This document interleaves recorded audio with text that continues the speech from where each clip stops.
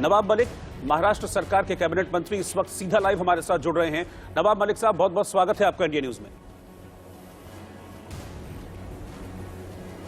नमस्ते। मलिक जी, आवाज मिल रही है आपको मेरी? मुझे मिल रही है, बताइए। जी सर, आप लगातार हम पिछले काफी वक्त से देख रहे हैं कि एनसीबी की कार्यशैली को लेकर आप सवाल उठाते रहे हैं। आर्यन केस को लेकर भी आपने सवाल उठाया है और अब जो ताजा ट्वीट है आपका वो ये कहता है कि जांच और गवाह पूरी तरह से फिक्स्ड हैं। आरोप अपनी जगह है, लेकिन इसका बेसिस, इसका आधार जानना चाहूंगा सर। नहीं, देखिए, हम लगातार मुद्दों को उठा रहे हैं जी। बेसिस का क्या है? सबसे पहले जब आर्यन की गिरफ्तारी हुई, हमने 2 लोगों के वीडियो रिलीज किए। जो एक मनीष भानुशाली, भारतीय जनता पार्टी के नेता, जो मर्चेंट को हैंडल करते हुए नजर आए। दूसरे केपी गोसावी, जो फरार मुजरिम हैं कई मामलों में महाराष्ट्र में जी, वो आर्यन को हैंडल करते हुए नजर आए। हमने सारे वीडियो रिलीज किए, कार्यालय में धड़ल्ले से घूमते हुए वीडियो रिलीज किए और सवाल उठाया कि 2 व्यक्ति कौन हैं और ये कैसे जो प्राइम एक्यूज हैं उन्हें हैंडल कर रहे हैं, किस कानून के तहत। उसी वक्त ज्ञानेश्वर सिंह जी हैं जो एनसीबी के हेड हैं, उन्होंने कहा कि ये हमारे इंडिपेंडेंट विटनेस हैं। 2 तारीख से पहले हम नहीं जानते थे। कहा गया कि नवाब मलिक ये प्रेजुडिस है, इस तरह के एनसीबी पे आरोप लगा रहे हैं, लेकिन सवाल खड़ा था, सवाल के लिए कभी भी वो खुलासा नहीं कर पाए।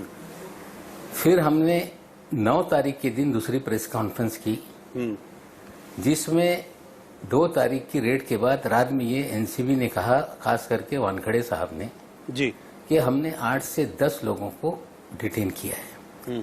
6 की प्रेस में मैंने कहा था कि 6 थे या 8 थे। वेग स्टेटमेंट एक अधिकारी क्यों दे रहा है जो रेड को मॉनिटर कर रहा है? जी।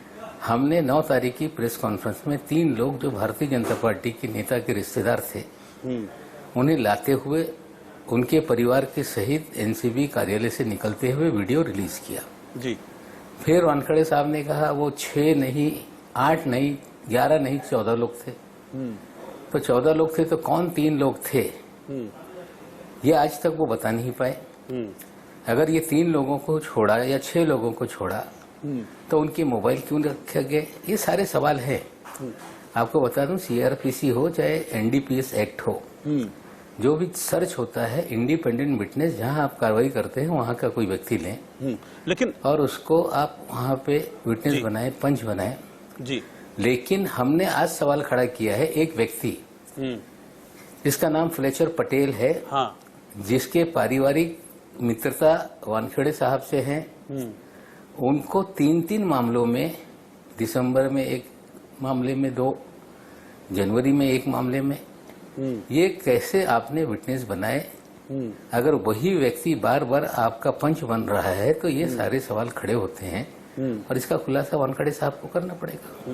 नहीं, लेकिन इसके बाद फ्लेचर पटेल का जवाब भी आया है। फ्लेचर पटेल ये कह रहे हैं कि मैं रिटायर्ड फौजी हूं और देश के लिए काम करने के लिए मुझे नवाब मलिक की परमिशन की जरूरत नहीं है, मैं ड्रग रैकेट के अगेंस्ट काम कर रहा हूं। नहीं, किसी का आपको पंच बनना, मैंने ड्रग रैकेट के अगेंस्ट काम कर रहे हैं, ड्रग रैकेट में लोगों को पकड़ने के लिए जानकारी दें, अच्छी बात है। कहीं कोई मामला हो रहा है, वो एक बार कहीं पे बन जाए पंच, तो अच्छी बात है। लेकिन एक तस्वीर उन्होंने जारी की जिसमें माय सिस्टर लेडी डॉन करके उन्होंने लिखा है, वो वानखेड़े साहब की बहन है, ऐसा वो कह रहे हैं।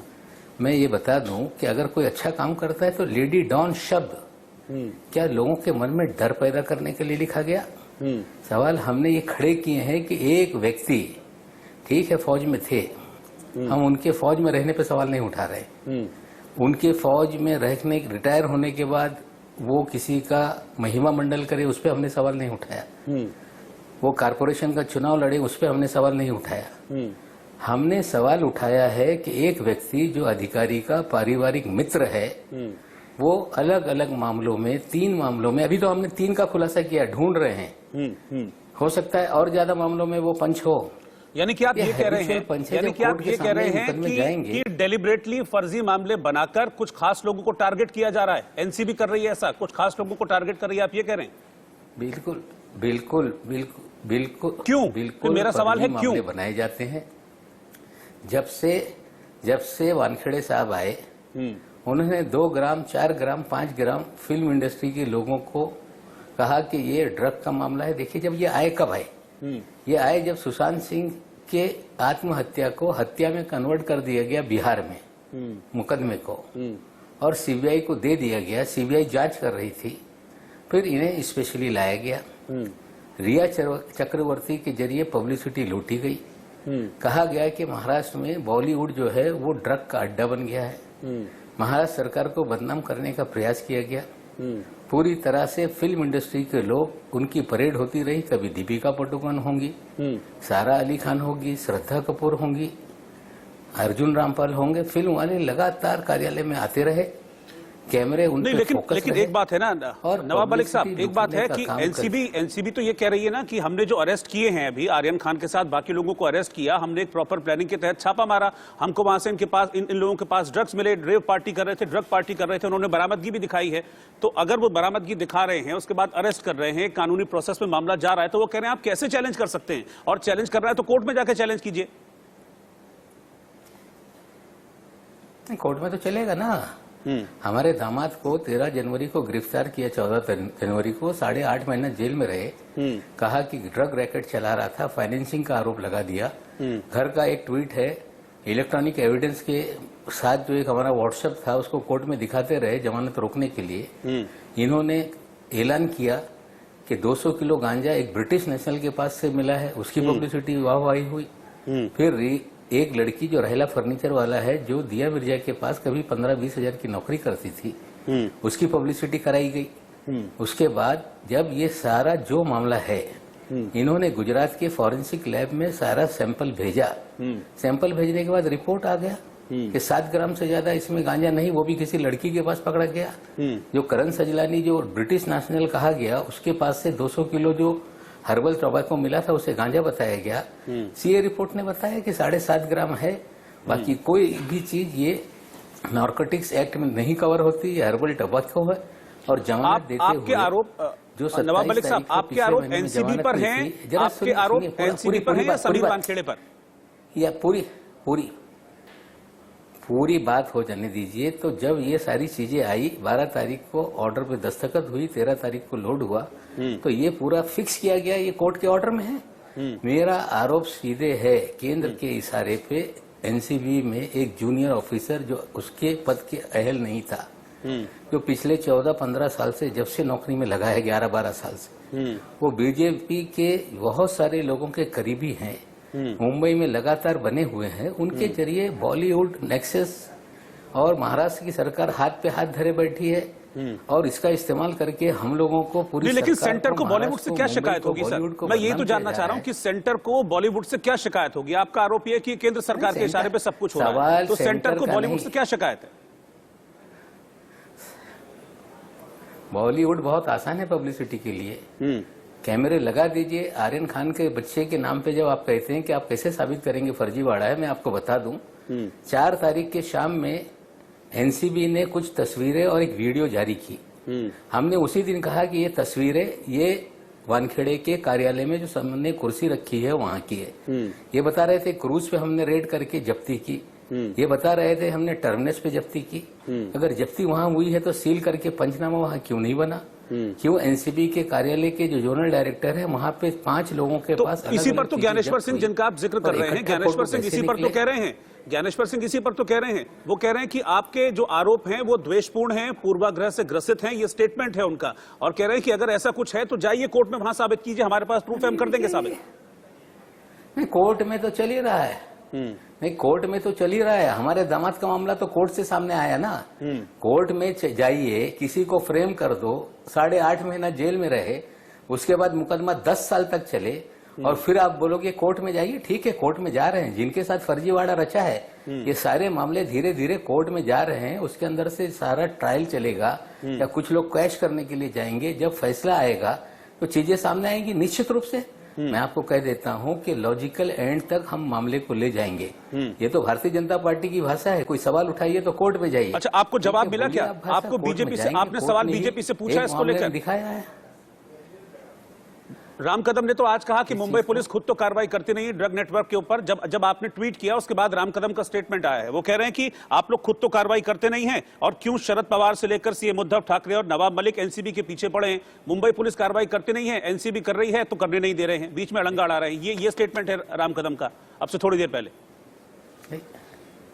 देखिए, आपके शर्मा जी एक यहाँ पे जो रिपोर्टर है उनसे मैं उनके पास पूरा एक चार्ट दे देता हूं कि एक साल में एंटी नार्कोटिक सेल ने कितने सीजर किए, कितने मुकदमे बनाए, कितनी गिरफ्तारियां हुई, और जो एनसीबी है उसके मुकदमे और उसके सीजर इनसे 5-10 गुना ज्यादा इनके एंटी नार्कोटिक सेल ने मुकदमे बनाए हैं।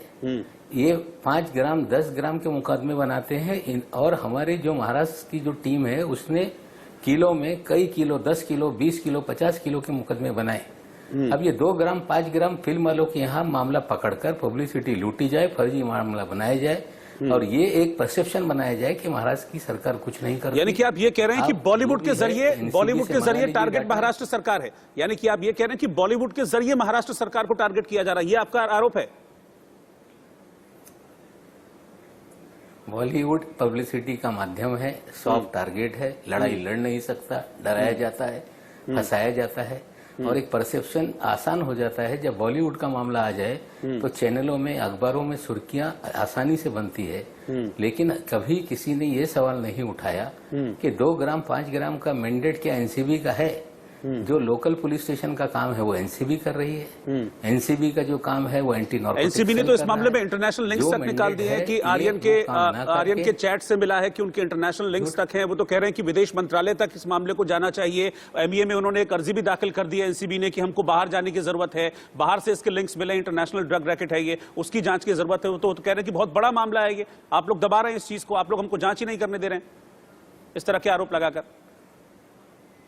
ऐसा है, यही झूठ, ये इलेक्ट्रॉनिक एविडेंस का झूठ बहुत सारे केसेस में करते हैं।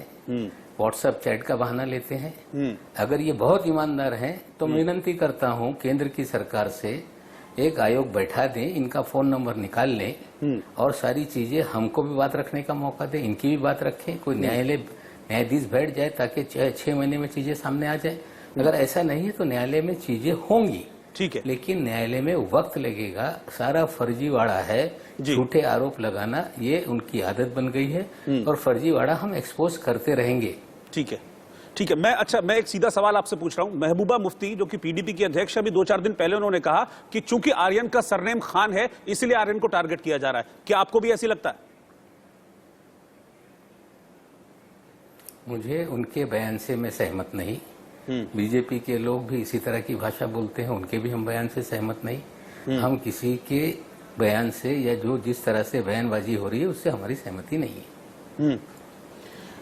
बीजेपी की तरफ से यह भी कहा जा रहा है, आपने मोर्चा खोला हुआ है एनसीबी के अगेंस्ट, बीजेपी ने मोर्चा खोला हुआ है अनिल देशमुख के अगेंस्ट। बीजेपी कहती है कि उस मामले पर पर्दा डालने के लिए अब एनसीबी के ऊपर आप सवाल उठाना शुरू कर रहे हैं और अनिल देशमुख आपके पूर्व गृह मंत्री कहां हैं, इसके बारे में कोई जवाब नहीं देती है महाराष्ट्र सरकार। देखिए, ऐसा है, हर व्यक्ति को लीगल रेमेडी है, वो अपना लीगल रेमेडी कोर्ट के जरिए इस्तेमाल कर रहे हैं और जो भी होगा उन्हें कोर्ट पे पूरा भरोसा है, वो चीजें करेंगे। क्यों जवाब नहीं दे रही, क्या दे रही है? आपकी एजेंसी सीबीआई है, उसके मुखिया जायसवाल साहब। हाँ, सीबीआई के पास ही तो ईडी सीबीआई के पास ही गई। ईडी ने सीबीआई की मदद मांगी कि भाई हमने 5-5 समन भेज दिए हैं, लेकिन अनिल देशमुख आ ही नहीं रहे। अब सीबीआई मदद करे ढूंढने के लिए। तो सर, सरकार की साख पर सवाल तो उठता ही है ना कि पूर्व गृहमंत्री रहे हैं, आपकी सरकार में एक बहुत इंपॉर्टेंट पोर्टफोलियो उन्होंने संभाला है, अब सामने ही नहीं आ रहे हैं। अगर कोई गलत नहीं है तो सामने आए, जवाब दें। आएंगे, आप चिंता ना करें, वो आएंगे, परमवीर को भी लाएंगे। परमवीर के जरिए क्या खेल हुआ वो भी बताएंगे। परमवीर कहाँ है? एक आईपीएस अधिकारी गायब है पंजाब में, हरियाणा में जहाँ भारतीय जनता पार्टी की सरकार है वहाँ कहाँ बैठे हैं? उनकी भी लगातार चीजें निकल रही हैं। सभी लोग सामने आएंगे। अनिल देशमुख अपनी लड़ाई लड़ रहे हैं कानूनी, उन्हें फंसाया जा रहा है, वो भी साबित करेंगे। नहीं, लेकिन वो यही तो आरोप लगा रहे हैं ना कि संरक्षण दिया जा रहा है। 5-5 समन ईडी दे चुकी है, लेकिन उसके बावजूद वो सामने नहीं आते हैं। क्या गिल्टी है, क्या सामने नहीं आ रहे हैं? साहब, उसके बारे में बिल्कुल नहीं। एक अधिकारी जो खुद गिल्टी है वो आरोप लगा रहा है, उनको भी एक एजेंसी का इस्तेमाल करके फंसाया जा रहा है। न्यायालयीन लड़ाई है, लड़ रहे हैं, सामने आएंगे। सवाल जो हमने खड़ा किए उसका जवाब हम चाहते हैं। इसके ऊपर भी सरकार महाराष्ट्र की जवाब देगी। महाराष्ट्र की सरकार के अधिकार जो है वो काम कर रहे हैं, जो केंद्र के अधिकार है वो काम करें, लेकिन दुरुपयोग ना हो, यही हम सवाल खड़ा करते हैं। कब सामने आएंगे अनिल देशमुख? धन्यवाद। कब सामने आएंगे सर अनिल देशमुख? आ जाएंगे, आप चिंता न करें। ठीक है, बहुत बहुत शुक्रिया आपका हमारे साथ जुड़ने अनिल देशमुख कब आएंगे इसकी जानकारी नहीं दे सकता। जी जी जी धन्यवाद। ठीक है सर, बहुत बहुत शुक्रिया आपका, थैंक यू हमारे साथ जुड़ने के लिए। और फिलहाल एक छोटे से ब्रेक के लिए रुक रहे हैं, लौटेंगे फौरन वापस।